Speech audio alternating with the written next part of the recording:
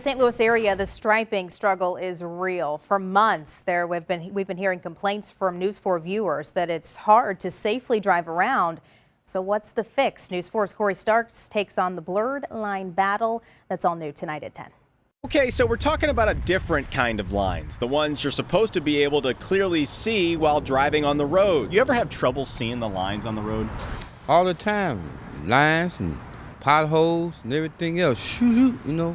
They're not bright enough. Sometimes it's really hard to see. It's difficult at times, you know. Even one of MoDOT's top engineers admits, I'm not going to kid you, stripes are tough to see, particularly at night when it's raining. While driving on westbound 44, we took this video on a rainy night. You can see the broken white lines, but they are faint in many spots.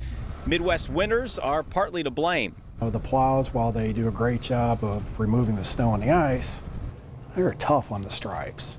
So that's the one thing, we're trying to find something, ideally that would stand up to the plows. We haven't found that yet. District Traffic Engineer Brian Umplete is talking about the glass beads MoDOT mixes into the paint that makes the stripes reflective. He says it's the best economical solution, but the reflectivity doesn't last long. On the interstates, our goal is to stripe them at least once a year.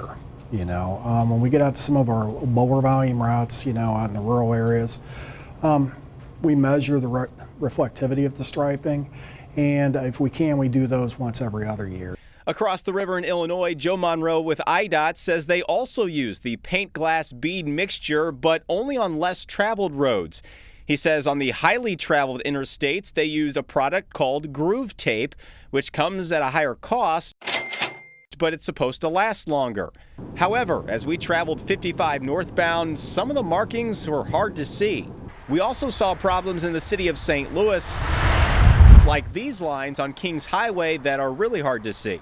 The lines on the roads are one issue. The other issue are the big green signs that you often see while traveling on the interstate. Many of them are in very bad shape, especially here on Interstate 44. MoDOT says they have a plan for those. We have identified a number of them that have failed.